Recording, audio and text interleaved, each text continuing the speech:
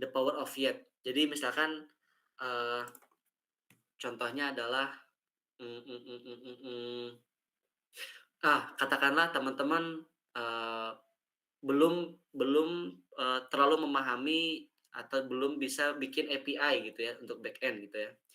Nah, teman-teman jangan bilang bahwa, "Ah, aku nggak bisa bikin API," gitu ya, "Aku nggak bisa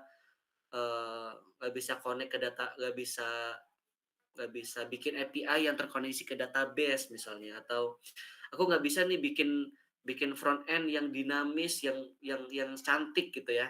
Nah, jangan bilang nggak bisa atau jangan bilang kalau di bahasa Inggris berarti jangan sampai bilang, "I can build the API, titik. Tapi harus ditambahin I can build the API yet, gitu ya.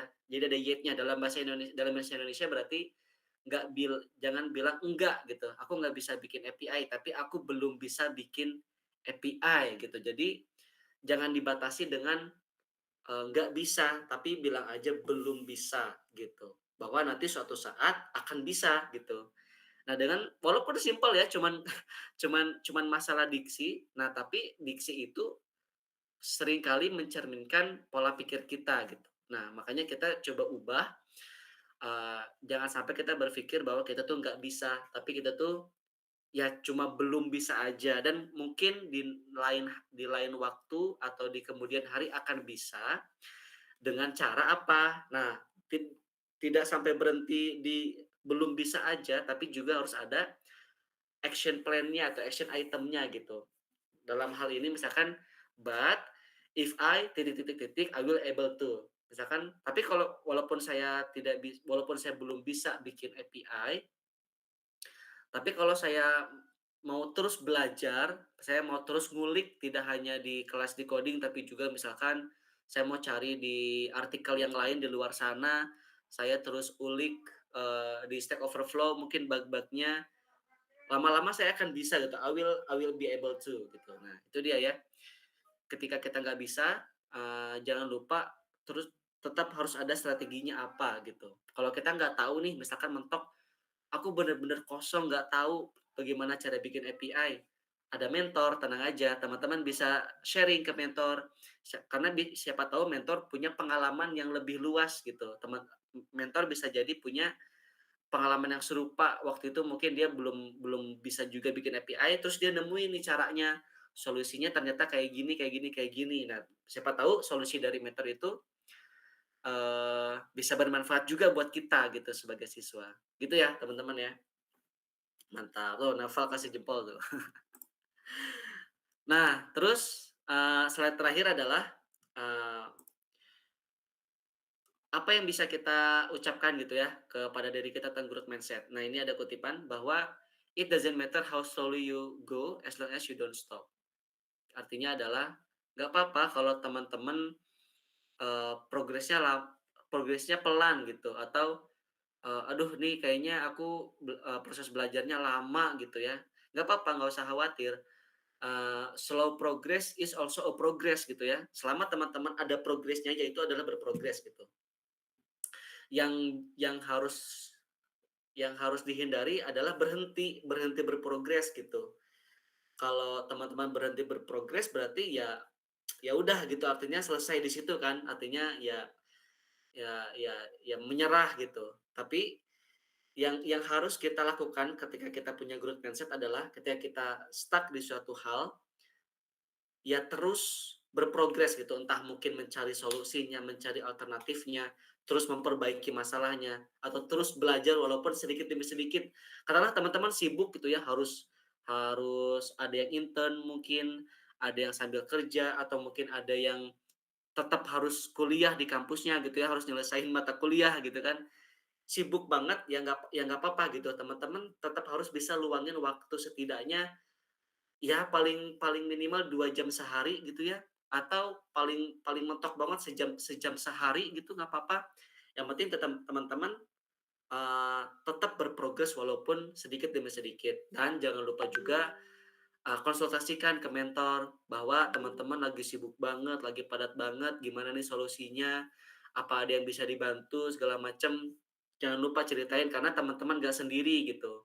teman-teman belajar di SIB ini tuh nggak sendiri, ada teman-teman yang lain, ada dosen pembimbingnya juga kan, ada mentor, ada tim SIB, ada instruktur, banyak gitu teman-temannya. Jadi jangan jangan jangan khawatir dan jangan minder juga kalau orang lain sudah lebih, duluan daripada kita gitu, nggak usah khawatir. Oke, paling itu teman-teman, sekarang kita break time, sudah 1 jam yang nggak kerasa ya. Kita bahas seluk-beluk growth mindset dan fixed mindset nih. Sebelumnya ada yang mau ditanyain dulu sebelum kita istirahat? Boleh silakan, mau raise hand, mau tulis di chat box aja, boleh silakan yang mau nanya. Habis ini kita ada ice breaking seru nih dari Kak Naufal. Oh iya, hari ini silakan. Saya izin bertanya lagi ya, Kak. Ya, boleh. Jadi tadi kan udah dijelasin ya kayak misalnya cara berlatih growth mindset itu seperti apa. Kalau misalnya saya lihat-lihat sebenarnya ada banyak faktor pendukung sih dalam berlatih growth mindset itu. Misalnya dari lingkungan. Contohnya kayak, dalam sebuah keluarga itu mereka pengen, ayah ibunya itu nuntut, pengen anaknya buat sukses, tapi, mereka tuh juga, nanamin rasa takut kayak misalnya, "Kamu nggak boleh gagal ya nanti eee, kalau misalnya mau ujian gitu." Terus kalau misalnya udah ditanemin rasa takut kayak gitu kan bahaya ya, bakal ngaruh, ke Iya, growth mindset si anak itu. Padahal kan betul. tadi udah dijelasin, failure itu kan bisa jadi, bagian dari suatu, kesuksesan kan. Failure itu bisa, menjadi kesempatan buat kita improve ke depannya. Tapi kalau misalnya udah ditanamin rasa takut gagal ke anak itu, jadi nanti efeknya itu misalnya si anak ini jadi nggak menghargai bisa aja jadi nggak menghargai setiap proses. Kayak misalnya tadi, dia itu nggak menghargai, berapa hasil ujian yang didapat dari tesnya yang dia, hadapi. Terus pertanyaannya, bagaimana sih cara menghadapi kondisi tadi ya, kita itu misalnya nggak dapat support dari lingkungan untuk berlatih growth mindset itu? Oke, mantap pertanyaan yang bagus hari ini. Hari ini ngasih POV ke kita semua ya teman-teman ya. Betul tadi bahwa ada faktor lain loh. Ternyata betul bahwa growth mindset itu tidak hanya datang dari diri kita doang ternyata ya. Bahwa ada faktor luarnya juga nih, yaitu environment gitu ya, atau dalam paling dekat dengan kita adalah keluarga, dan ya ini akan relate untuk semua ya. Kita pasti punya ya keluarga, anggota keluarga yang seperti yang hari ini ceritakan gitu ya, mungkin demanding gitu ya, menuntut kita untuk sukses. Kemudian kita diberi ketakutan bahwa, wah ini kalau gagal bisa mengecewakan orang tua dan sebagainya gitulah. Artinya apa? Artinya, eee, bagaimana caranya kita bisa, ini hal yang pertama, ada beberapa hal ya. Yang pertama adalah bagaimana kita bisa, ini ya, apa namanya, mengedukasi keluarga kita gitu. Karena bisa jadi alhamdulillahnya kita sudah terpapar hal yang baik nih, misalkan di SIB kita sudah diajarin growth mindset. Kita jadi terbuka pikiran kita bahwa, oh ada nih yang namanya growth mindset dan gimana cara cara mengimplementasikannya.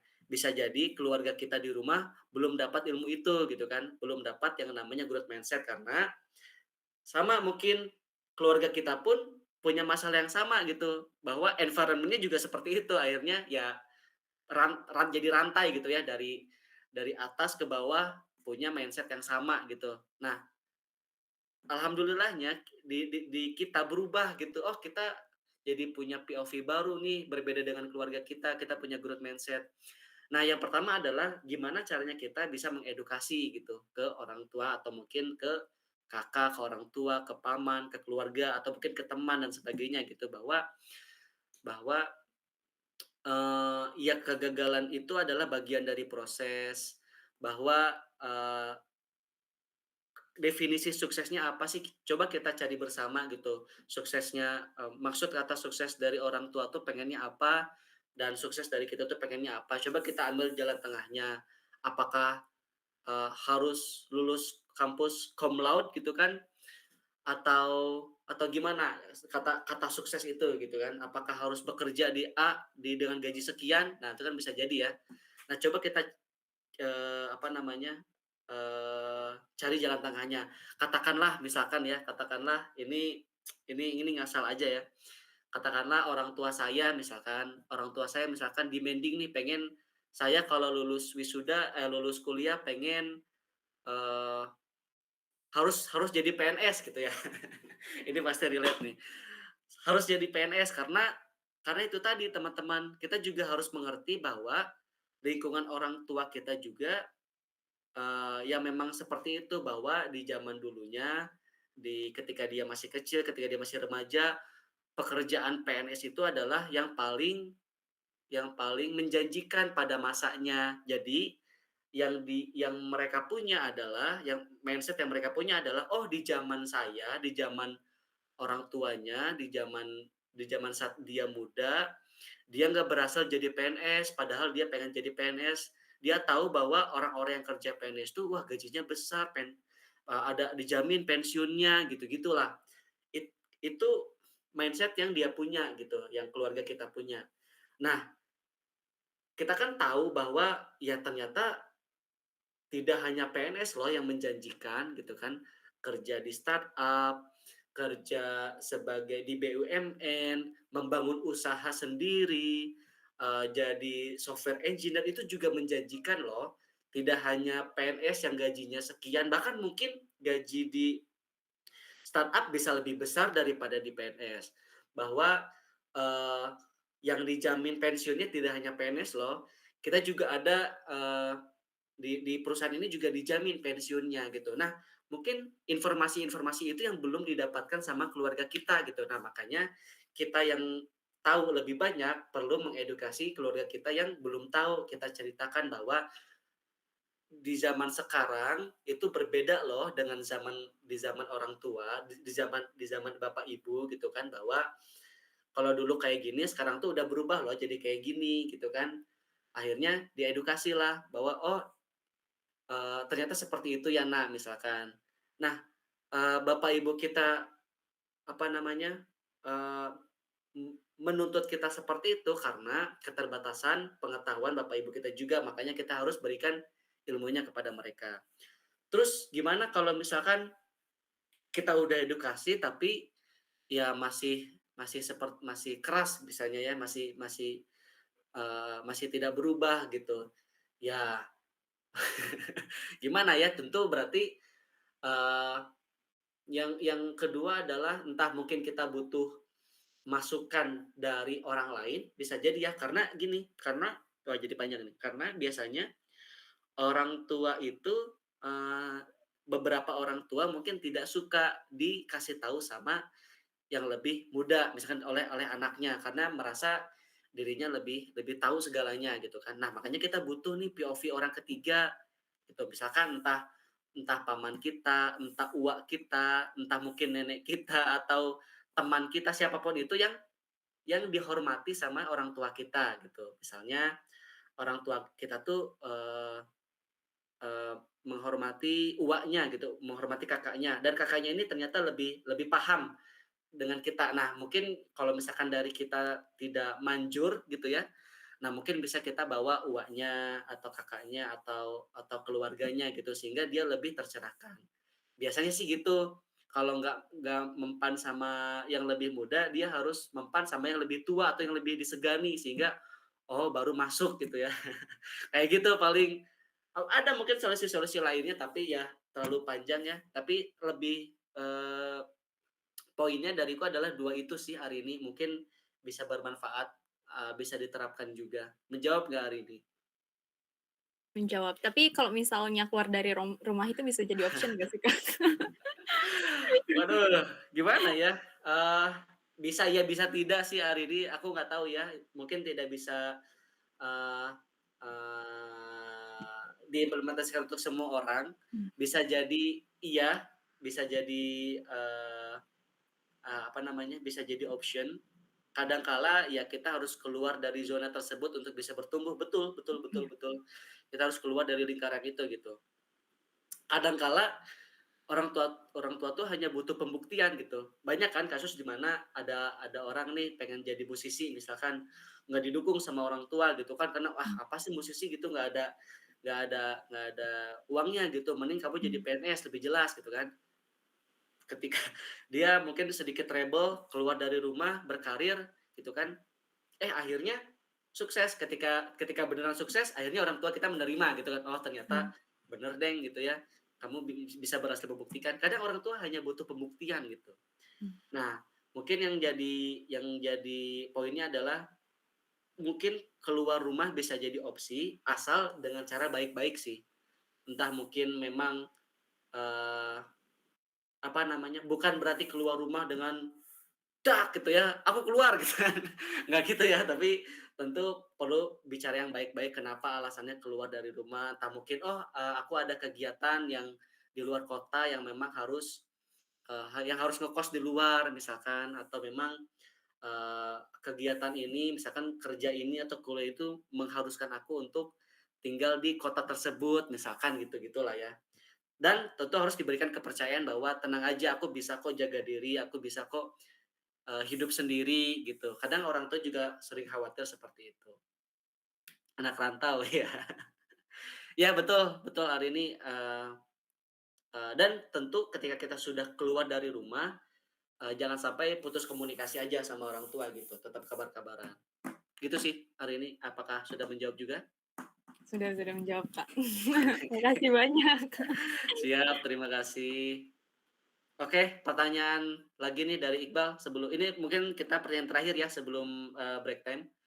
Iqbal nanya nih, bagaimana menurut Kakak cara kita melatih otak kita dikala kita burnout dalam mempelajari hal baru? Misal belajar JavaScript, karena menurutku prosesku belajar JavaScript hingga detik ini susah untuk memahaminya dan kadang udah lama-lama belajar tetapi tetap aja belum paham-paham. Kadang udah berhari-hari belajar tapi belum dapat gambarannya. Oke, siap Iqbal. Mmm, gini, ada yang, teman-teman tahu nggak ya, ada yang namanya, bentar aku tuliskan,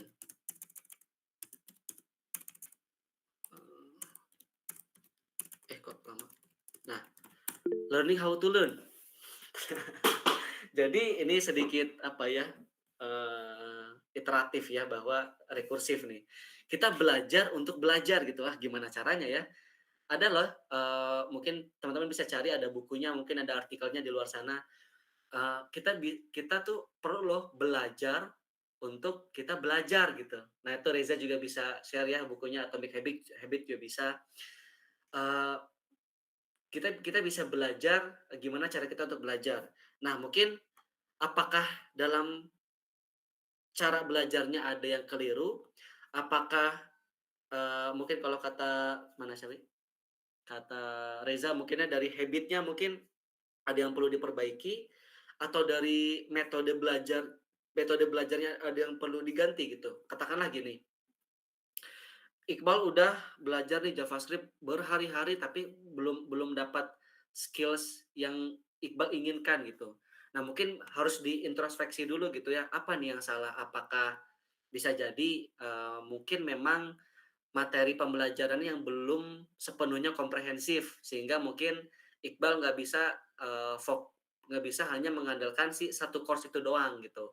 Harus cari lagi mungkin di luar, entah mungkin di komunitas, entah mungkin di forum-forum di luar, atau course-course lain di luar sana, atau buku-buku lain di luar sana gitu kan.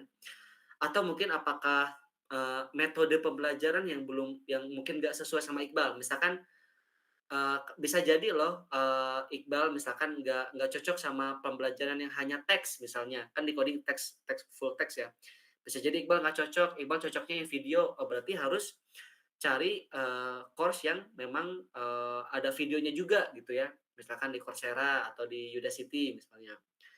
Atau bisa jadi juga, Iqbal butuh pembelajaran yang 2 arah gitu. Jadi yang memang intensif betul-betul. Memang di SIW juga kan ada ALT-nya, tapi kan cuma 2 jam selama, per 2 minggu gitu kan kalau LT Tech. Mungkin Iqbal butuh, bootcamp yang intensif misalkan yang memang harus offline, harus datang, atau mungkin yang 8 jam sehari, bertemu instruktur gitu ya, bisa jadi gitu. Nah, itu mungkin harus dicari dulu nih, Iqbal lebih cocok belajarnya kayak gimana.